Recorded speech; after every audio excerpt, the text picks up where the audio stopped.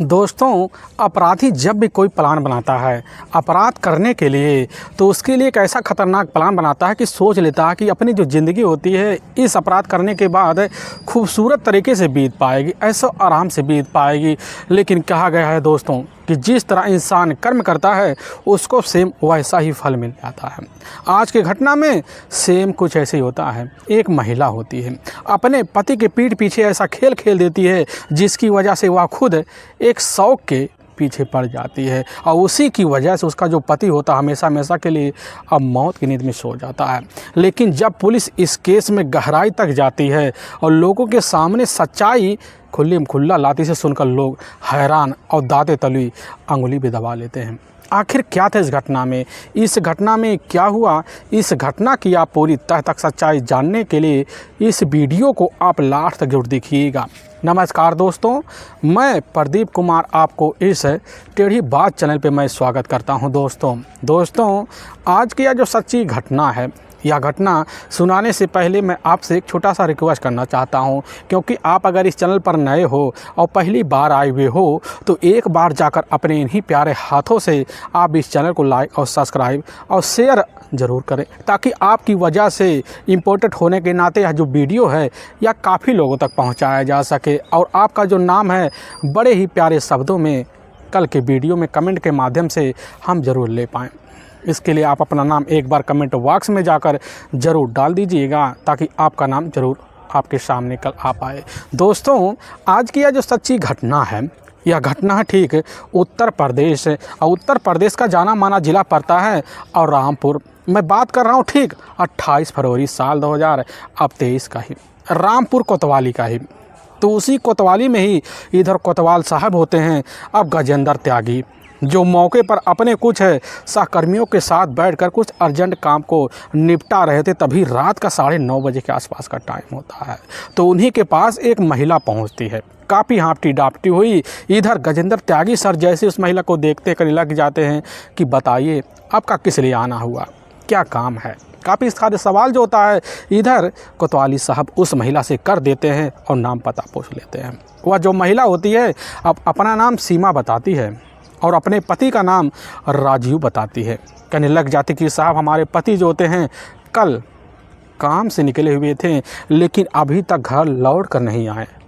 उनकी हमने अपने हिसाब से साहब काफ़ी जगह तलाशी की, अपने रिश्तेदारों में फ़ोन किया, लेकिन साहब हमारे पति राजीव का कुछ अता पता नहीं चल रहा है। हमारे मन में साहब काफ़ी तरह के शंकाएं हो रहे हैं, कहीं उनके साथ कुछ अनहोनी ना हो गया हो। यह बात जैसे त्यागी साहब सुनते उसी समय कहने लग जाते हैं कि आखिर तुम्हारे जो पति होते हैं वह रहते कहाँ हैं, आखिर काम क्या करते हैं, वह किस मकसद से आप घर से निकले हुए थे।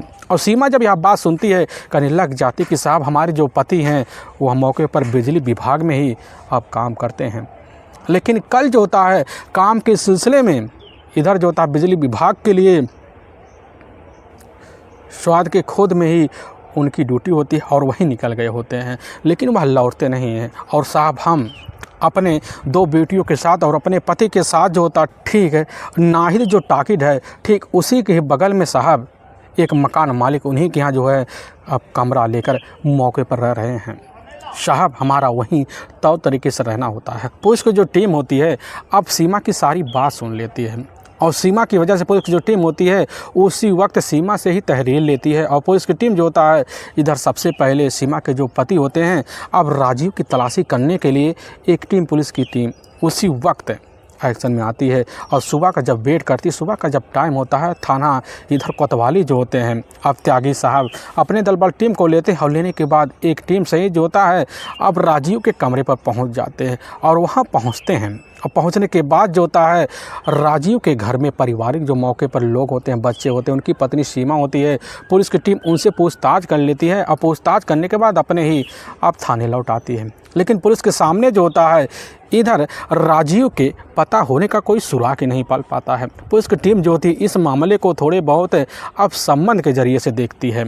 वह सोचती है कि हो सकता है इसमें कोई ना कोई रहस्य संबंध जुड़ा हो। इसीलिए पुलिस की जो टीम होती है अब सीमा और साथ में इधर राजीव के मोबाइल नंबर को अब सर्विलांस पे लगा देती है, ताकि अगर कहीं इन दोनों के बीच बात हो, कहीं किसी पर फ़ोन आए तो हमें तुरंत अब जानकारी मिल जाए। त्यागी साहब जो होती हैं तुरंत अपनी टीम को एक्शन में लाते हैं और लाने के बाद जो होता काफ़ी मुखबिर को अलर्ट कर देते हैं कि पता करो कहीं अपना घर बार छोड़ छाड़ कर राजीव कहीं परदेश तो नहीं निकल गया, कहीं अपने दोस्तों के पास नहीं रह रहा है। लेकिन पुलिस को इतना पता होता है कि राजीव जो होता है एक नंबर का नशेड़ी होता है। पुलिस के मन में शंका भी हो जाता है कि हो सकता है किसी दोस्त के पास जाकर कहीं पड़ा हो, किसी दोस्त के बहकाव में आ चुका हो। त्यागी साहब के मन में काफ़ी सारे शंकाएँ हो जाते हैं। अपने हिसाब से पुलिस की जो टीम होती है अब इधर दोबारा राजीव की तलाशी करने के लिए अब नाहिद टॉकीज के पास पहुंचती है। और लेकिन जब वहां के लोगों से पूछताछ किया जाए तो वहां के लोगों से पता चलता है कि इधर राजीव जो होता है अपनी पत्नी और 2 बच्चों के साथ ठीक है अभी कुछ महीने पहले ही इधर अशोक विहार एक मोहल्ला पड़ता है जो आगापुर ही इलाके में पड़ता है, जो गांव है। और पुलिस की टीम जैसे पता पाती है कि आगापुर इलाके जो अशोक मोहल्ला है वहीं का पहले रहने वाला होता है यही अब राजीव और उसकी पत्नी। पुलिस की टीम उसी वक्त जो होता है एक टीम लेती है, अब अशोक मोहल्ले में पहुंच जाती है। और वहां के लोगों से पूछताछ जब किया जाता है वहां के लोगों से के द्वारा भी अब कुछ अता पता नहीं चलता। इसलिए पुलिस की जो टीम होती है अब दूसरी बार अब नाहिद टॉकीज के पास पहुंचती है और दोबारा सीमा से पूछताछ करती है कि आपको क्या लग रहा है, आपके पति के साथ कुछ अनहोनी अगर हो सकती है तो अनहोनी का करने वाला कौन हो सकता है। अगर आपको किसी के ऊपर शंका हो तो हमारे सामने इस चीज़ की शंका जरूर जाहिर कीजिए। उसके सामने भी कोई जो होता है इधर सीमा शंका का नाम तक नहीं ले पाती है। उसकी टीम उलझन में पड़ जाती है कि आखिर जो होता क्या कारण हो सकता है इधर राजीव का घर से गुमशुदा होने का। पुलिस की जो टीम होती है अब वो इलाके में रह रहे कुछ लोगों से पूछताछ करती है। कुछ और लोग होते हैं उनसे जब पूछताछ करती पता चलता है कि राजीव के गैर मौजूदगी में जो होता है इधर सीमा के घर किसी अनजान व्यक्ति का काफ़ी आना जाना होता है। अब पुलिस के सामने एक और चौंकाने वाली बात निकल के आ जाती है कि आखिर जो होता है अचानक सीमा के मोबाइल पर एक रहस्यमय नंबर से कॉल आया हुआ था और उसी कॉल पे जो होता सर्विलांस की मदद से इधर पता चल जाता है कि सीमा से लगभग 1 लाख रुपए की मांग की गई है। पुलिस की टीम समझ जाती है कि बस करो, इधर राजीव जो होता है अब इस दुनिया में है नहीं, बल्कि उसी सोची समझी साज के तहत बेरहम तरीके से हत्या की जा चुकी है। और पुलिस की जो टीम होती है अब दोबारा सीमा से संपर्क करने के लिए कोशिश करती है, लेकिन सीमा का जो होता है मोबाइल मौके पर अब बंद बता देता है। पुलिस की टीम काफ़ी बार कोशिश करती है, लेकिन जब एक बार कॉल लगता है पुलिस की टीम उसी समय अपने शब्दों में तड़तड़ाते करने लग जाती है कि तुम्हें जल्द जल्द थाने आना पड़ेगा। और सीमा जो होती पुलिस से उसी समय टाइम मांगते हुए फ़ोन काट देती है। लेकिन यहाँ 5 घंटे का वक्त बीत जाता, सीमा थाने नहीं पहुंचती है। पुलिस के मन में शंका हो जाता है क्योंकि इससे पहले सीमा जो होती थाने में कई बार आकर चक्कर भी लगा चुकी होती है, लेकिन पुलिस के बुलाने के बावजूद भी वह थाने नहीं पहुंचती। अब पुलिस के मन में और शंका बढ़ जाता है। लेकिन जैसे ही अब जो होता है अब शाम का टाइम होता है, शाम के टाइम में जो होता है सीमा पहुँचती है और थाने में मौजूद होती है। पुलिस की टीम पूछने लग जाती है कि आखिर जो होता है तुम्हारे पति की अगर किसी से दुश्मनी हो तुरंत हमें इस बात की जानकारी दो, नहीं तो हमें तुम्हारे बारे में कुछ और भी पता चल चुका है। और सीमा जब यह बात सुनती है सुनने के बाद और चौंक जाती है। लेकिन सीमा के पीछे कुछ दूर पर जो गेट होता है उसी गेट पर खड़ा हुआ इधर राजीव का ही खड़ा हुआ अपना अब चचेरा भाई राहुल होता है। राहुल के उस समय बाल जो होते हैं सर पर नहीं होते हैं। पुलिस की टीम चौंक जाती है क्योंकि राहुल जो होता है जब पहली बार थाने में आया हुआ तो उसके सर पर बाल होते हैं। पुलिस की टीम यही सोचने लग जाती है कि आखिर जो होता है इधर राहुल अपने बाल क्यों सर से निकलवा लिया है, क्योंकि उसका जो अपना चचेरा भाई होता है मौके पर राजीव का कुछ अता पता नहीं चल रहा। इसीलिए पुलिस के मन में अब शंका हो जाता है।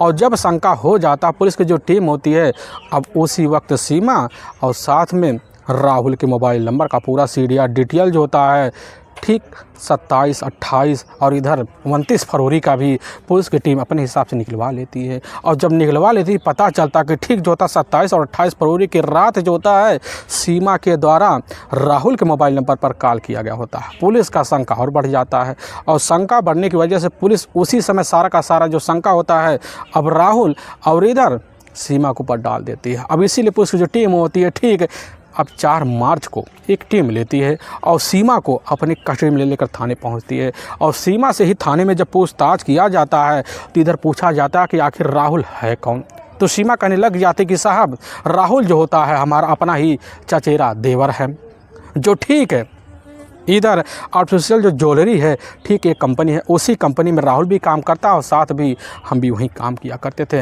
हमारी उसकी जो होता है देवर भाभी के नाते जो होता है काफ़ी करीबी रिश्ता है, लेकिन इससे ज़्यादा नहीं है। लेकिन पुलिस की जो टीम होती है उसके हाव भाव को देखती समझ जाती कि बस करो, अभी भी सीमा हमारे सामने कुछ ना कुछ सच्चाई छुपा रही है। और पुलिस की टीम अपना मनोवैज्ञानिक तरीका अब जो होता है सीमा के सामने अपनाती है। कहने लग जाती है कि इधर राहुल जो होता है तुम्हारे पति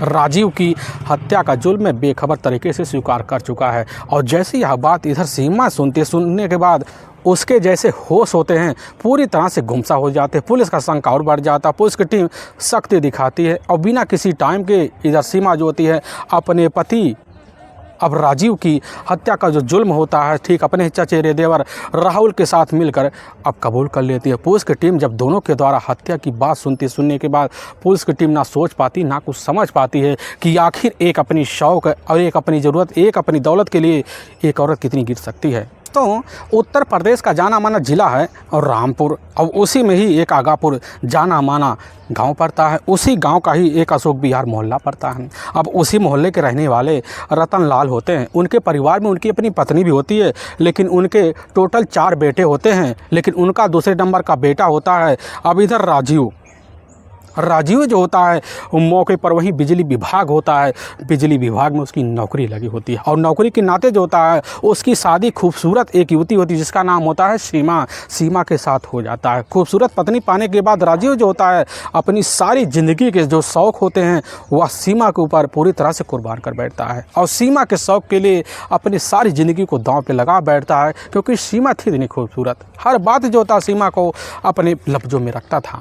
हर शौक़ सीमा को पूरा करने के लिए सारे काम धाम छोड़कर उसके पीछे पड़ जाया करता था। लेकिन समय जो होता है सीमा का इस तरह अब राजीव के साथ बीतने लग जाता है कि बीतते बीतते जो होता है सीमा कुछ सालों के अंदर जो होता है टोटल 2 बेटियों की माँ बन जाती है। लेकिन समय बीतता है, समय बीतने के बाद राजीव को आभास हो जाता है कि हमारी जो पारिवारिक खर्चा है, पारिवारिक खर्चे में हमें पूरी तरह से ध्यान देना पड़ेगा, क्योंकि जो बच्चे होते हैं दोनों बेटियाँ मौके पर पढ़ाई के दलील पर पहुँच चुके होते हैं।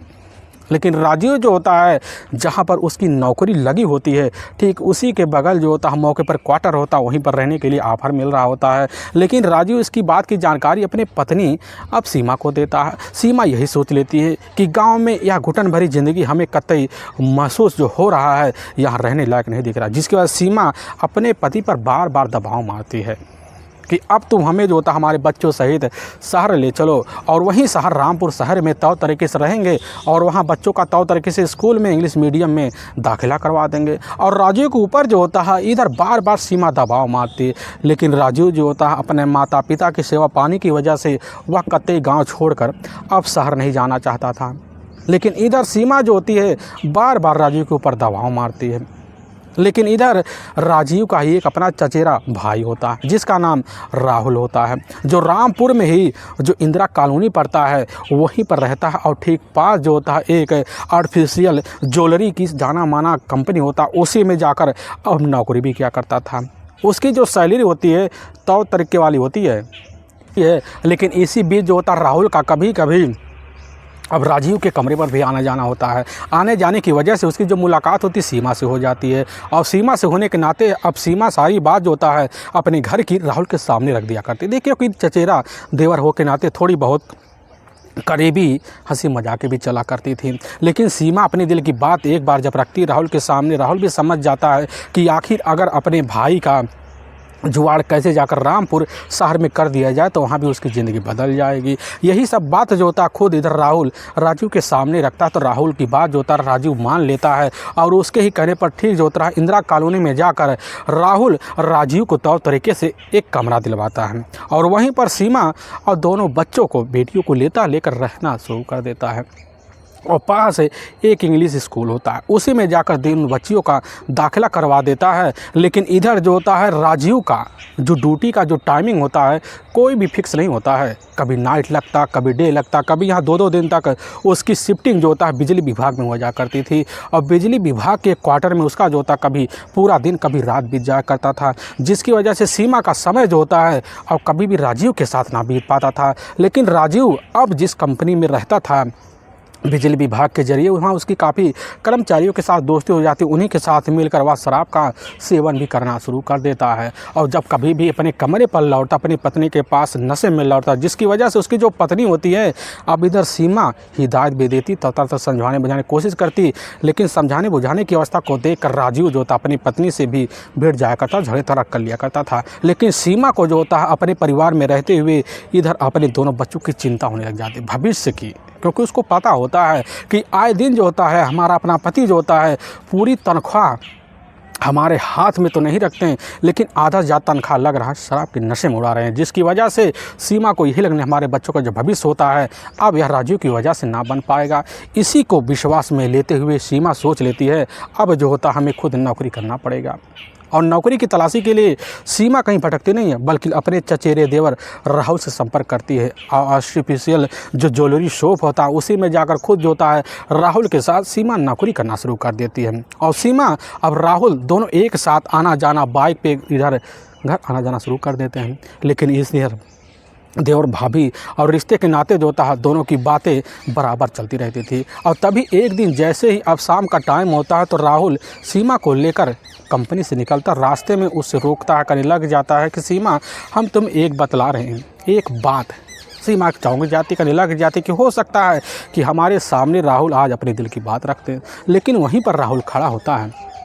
राहुल कह देता है कि हमारे जो चचेरे भाई हैं इधर राजू कई लोगों से लगभग लाखों रुपए कर्ज ले रखे हैं, उनके पीछे कई कर्जदार पड़े हुए हैं। और सीमा जब यह बात सुनती चौंक जाती कि हमारे पति हमारे पीठ पीछे या कैसे कर्जदार बन गए, क्योंकि सीमा को पता होता है कि आए दिन हमारे कमरे पर काफ़ी लोग भी आते हैं और हमारे पति के बारे में पूछते हैं, लेकिन हमें नहीं पता था उस समय कि वह कर्ज के बारे में आते हैं। लेकिन हमें यकीन हो गया है, जिसकी वजह से अब सीमा अपने पति से पूछताछ करने के लिए रात का टाइम इंतजार करती है। लेकिन जब पूछताछ करती इधर राजू यही बात कहता है कि तुम्हें सिर्फ खर्च से मतलब है, अपनी ज़िंदगी जियो, बच्चों का भविष्य की चिंता करो, तुम्हें पैसे से कोई लेना देना नहीं है। लेकिन जब यही बात होता है इधर सीमा और साथ में राजीव के बीच झगड़े तकरार हो जाते हैं।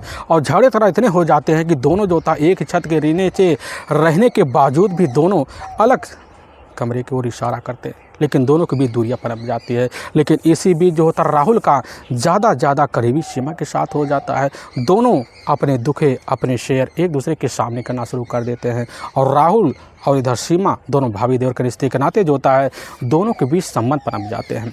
और संबंध का जो सिलसिला होता है इधर सीमा अपने ही रूम में बनाकर अपने ही पति के बेडरूम पर इधर राहुल के साथ बेहतर तरीके से अंजाम देने लग जाती है।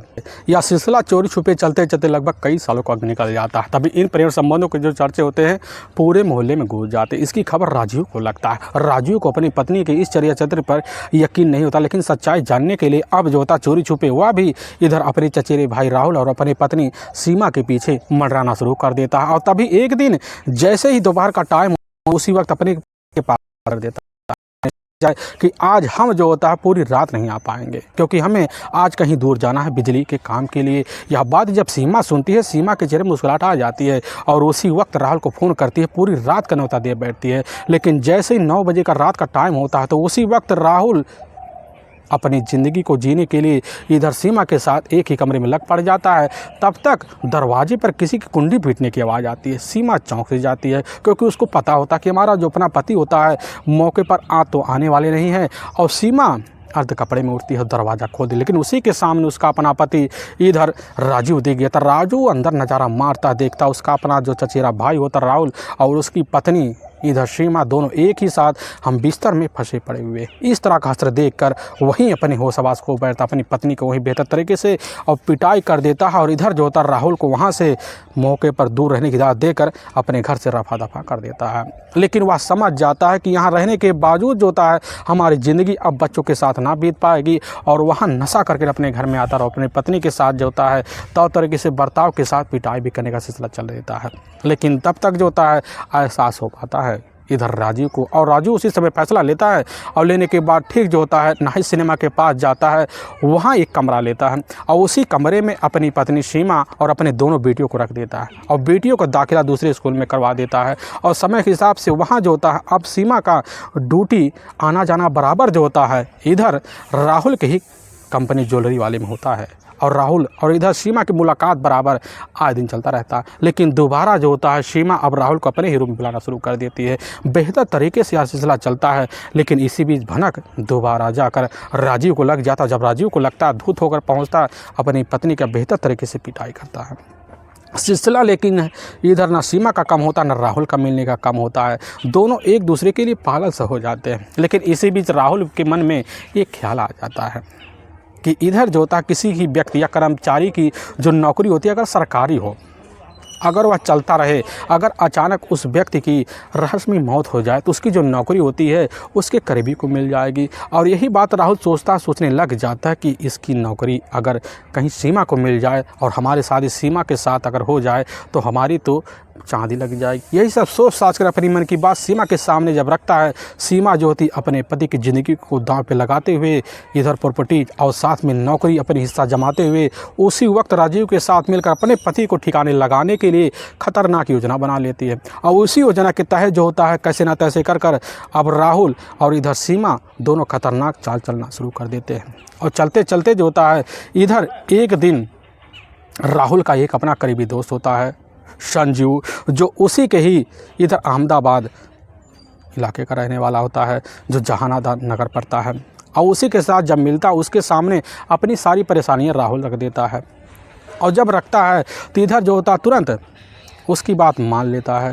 और साजिद जब मान लेता है, मानने के बाद जो होता है इधर तुरंत सतीश उससे कहने लग जाता कि हमें 1,60,000 रुपये चाहिए इस काम को अंजाम देने के लिए। और इधर राहुल जो होता है तुरंत इसकी जानकारी जाकर सीमा को देता और सीमा अपने पास रखे हुए 60,000 रुपये निकाल कर राहुल को पकड़ा देती है। और राहुल जो होता है अपने करीबी दोस्त सतीश को दे देता है। और सतीश जो होता है अपने प्लान को कामयाब करने के लिए ठीक उसी अहमदाबाद के रहने वाले अरुण और रवि संपर्क करता है, उसके प्लान में शामिल हो जाते हैं। जब प्लान बन जाता, प्लान की जानकारी जो होता है राहुल को लग जाता, राहुल सारी जानकारी एक एक कर सीमा को दे देती है। और सीमा उसी वक्त जो होता है अपने चाल को कामयाब करने के लिए लग पड़ जाती है और अपने पति से व्यवहार तौर तरीके वाला करना शुरू कर देती है। और इधर संजीव को यकीन हो जाता है कि हमारे परिवार में पल रहे जो पारिवारिक जो रिश्ते हैं पूरी तरह से सफल है। और इसी चीज़ को जाहिर करने के लिए इधर जो होता पूरी तरह से ज़िंदगी खूबसूरत तरीके से संजीव का बीतने लग जाता है। संजीव को भरोसा हो जाता है, अपने परिवार के ऊपर तौर तरीके से ख्याल भी रखना शुरू कर देता है। लेकिन जैसे ही अब इधर राहुल को एहसास हो जाता है कि संजीव जो होता है पूरी तरह से एक शराब का लती बन चुका है, उसका शराब ही सबसे बड़ा कमजोरी है, तो उसी का जो होता है अपना हथकंडा बना लेता है। और एक दिन जो होता है दोबारा राहुल राजीव के पास पहुंचता है। राजीव जो होता है उसी समय 3-4 बार उससे आंखें तो आंखें मिलाता है, लेकिन इधर जो होता है राहुल उसी समय माफ़ी मांग लेता है और वहीं शराब की 4 बोतल रख दे, जिसकी वजह से अब राजीव देखता है पूरी तरह से उसी पर अपनी नज़रें गड़ा बैठता है। दोनों पैक लगा, लेकिन अपनी ही बातों में जो होता है राहुल कैसे न तैसे कर राजीव को उलझा लेता है। कहने लग जाता है कि हमारे तुम्हारे जो दूरियां थी पूरी तरह से ख़त्म हो चुके हैं। लेकिन राजू कहने लग जाता कि दोस्त हमारे ऊपर एक बहुत बड़ी परेशानी आन पड़ी है, हमारे पास पैसे के बहुत सारे अभाव है, हमें पैसे की सख्त ज़रूरत है। लेकिन यह बात जो होता है अब इधर जैसे ही अब राहुल सुनता है उसी समय उसके चेहरे पर मुस्कुराहट आ जाती है। वह समझ जाता है कि अब मौका अच्छा है और तुरंत अगर इसकी जो जानकारी होता है इधर राजीव की पत्नी अब सीमा को दे देता है। और सीमा समझ जाती है, सारी बात को समझ लेती है। और समझने के बाद जो होता है अब इधर खुद अब राहुल और सीमा खतरनाक प्लान को अंजाम देने के लिए अब लग पड़ जाते हैं। लेकिन जैसे ही 27 फरवरी का दिन होता है, लगभग वही शाम का टाइम होता है, उसी वक्त राहुल अपनी बाइक लेता है, स्कूटी। अब लेने के बाद जो होता है इधर सीमा के घर पहुंचता है और पहुंचने के बाद सीमा से बात करता है और सीमा इशारा मारती है इधर राजीव के पास। और राजीव समझ जाता है कि आज हमें चलना कहाँ है, क्योंकि इससे पहले जो होता है राजीव और राहुल के बीच बात हो चुका होता है कि पैसे की लेन देन करने के लिए हमें बाहर चलना पड़ेगा। और इसके लिए जो होता है इधर राजीव तुरंत जो होता है राहुल की बातों में आ जाता है और राहुल की स्कूटी पर बैठ जाता है। राहुल स्कूटी चलाते चलाते जो होता है अपने गाँव अहमदाबाद के लिए चल पड़ता है। लेकिन एक कमरा होता है, उसी कमरे में पहले से जो होता है इधर रवि, अरुण और सतीश मौजूद होते हैं। लेकिन जैसे ही इधर अब मौके पर राजीव जो होता है राहुल के साथ कमरे में घुसता है। घुसने के बाद तीनों से मिलकर उसी समय कुछ आपस में सहमति जताते हैं और वहीं जो होता है बैठकर कमरे में इधर शराब की काफ़ी सारे बोतलें खोल लेते हैं। अब वहीं पर मिलकर पाँचों के पाँचों एक साथ पैक लगाना जब शुरू कर देते हैं तो इधर राजू जो होता है थोड़ी देर बाद नशे में बेसुध हो जाता है और बेसुध होने की अवस्था को देखकर वहीं उसी समय जो होता है रवि, अरुण और साथ में राजू और राहुल चारों मिलकर गला दबाकर मौके पर ही इधर राजीव की बेरहम तरीके से हत्या कर देते हैं। हत्या करने के बाद बॉडी को अपने कब्जे में लेते हैं। पास पीछे एक घना जंगल होता है, उसी जंगल में ले जाते हैं और वहीं गड्ढा खोदते हैं और उसी गड्ढे में जो होता है इधर राजीव को बॉडी को तौर तक डंप करते हैं और उसी के सामने जो होता है काफ़ी सारे इधर कंकड़ी झालियाँ होते हैं, ले जाकर उसी के ऊपर रख देते हैं। फिर उसी वक्त जो होता है राहुल अपनी स्कूटी लेता और लेने के बाद ठीक जो होता है इधर अब जहाँ पर सीमा होती है वहाँ पहुँचता है और सीमा को सारी बात की जानकारी जो होता है इधर राहुल दे देता है। और जब प्लान बनाता है, प्लान के दूसरे दिन जो होता है इधर राहुल दोबारा आकर सीमा के पास पहुंचता है। कहने लग जाता कि अगर तुम्हें अपने पति की नौकरी पानी है और प्रॉपर्टी में हिस्सा लेना है, तुम्हें जो होता खुद कोतवाली जाकर अपने पति का ही गुमशुदा का मुकदमा दर्ज करवाना पड़ेगा। और इसके लिए जो होता है इधर सीमा को अब जो होता राहुल बार बार उकसाती है और जब उकसाती है तो उकसाने के बाद जो होता है सीमा समझ जाती है कि हमें यह काम करना पड़ेगा, नहीं तो हमें अपने पति की नौकरी से और साथ में प्रॉपर्टी से हाथ धो पड़ना पड़ेगा। इसी बात के लिए जो होता है सीमा को ऊपर बार बार पूरे दिन जो होता है प्रेशर खुद राहुल मारता है। सीमा जब परेशान जब समझ जाती है, ठीक जो होता है रात के टाइम 9:30 बजे के आसपास कोतवाली पहुंचती है और कोतवाली में जब घुसती है तो उसके पीछे राहुल जो होता है ठीक गेट पे खड़ा होता है। लेकिन उसी गेट पर खड़े हुए इधर कोतवाल साहब की जो नज़र होता है त्यागी की, वह जाकर राहुल के ऊपर पहुँच जाता है। राहुल के सर पर उस समय बाल होता है, लेकिन जैसे ही अभी तक 3-4 दिन का वक्त बीतता है, दोबारा जो होता है अब सीमा थाने में पहुंचती तो सीधा राहुल पहुंचता, लेकिन राहुल के सर पर बाल नहीं होता। जिसके बाद पुलिस का शंका और बढ़ जाता है कि अचानक राहुल के सर पर बाल क्यों गायब हो गए। जिसके बाद पुलिस की शंका जो होता है शंके के बिना पर पुलिस की टीम सीमा और राहुल के घेराव में लेती है और पूरी सच्चाई एक बार जाकर सीमा खुद थाने में पुलिस के सामने रख देती है। वाकई में दोस्तों पुलिस के सामने जब यह सच्चाई थाने में मौजूद सीमा और राहुल रखते सुनने के बाद हर किसी को अपने कानों पर कतई यकीन नहीं होता है। पुलिस की जो टीम होती है इधर राहुल और साथ में सीमा और उसके तीनों दोस्त इधर जो था रवि, अरुण और सतीश को पुलिस की टीम कस्टडी में लेती है और इन पांचों को ले जाती वहां के ही कोर्ट में पेश कर देती है और कोर्ट में पांचों के ऊपर काफ़ी गंभीर धारा मुकदमा दर्ज करके ले जाकर हमेशा के लिए जेल सलाखों के पीछे डाल देती है। दोस्तों, हमें इस घटना का सुनाने का जो उद्देश्य है किसी को दिल को ठेस पहुँचाना नहीं, बल्कि आपको यह बताना कि आप जहाँ भी रहें आप सावधान और सतर्क जरूर रहें। दोस्तों, हमारे कुछ ऐसे व्यूअर हैं जो हमारे वीडियो को लगातार वॉच करते हैं, जिसमें बड़े ही प्यारे व्यूअर हैं दीपक कुमार ठाकुर इधर मध्य प्रदेश, उज्जैन के राम अजोर सिंह जो उत्तराखंड नैनीताल के, और इधर राहुल सिंह जो उत्तर प्रदेश आजमगढ़ के। इन सभी व्यूअर का हम तहे दिल से शुक्रगुजार रहेंगे। दोस्तों, फिर मिलेंगे एक नए वीडियो के साथ, तब तक के लिए जय हिंद और जय भारत।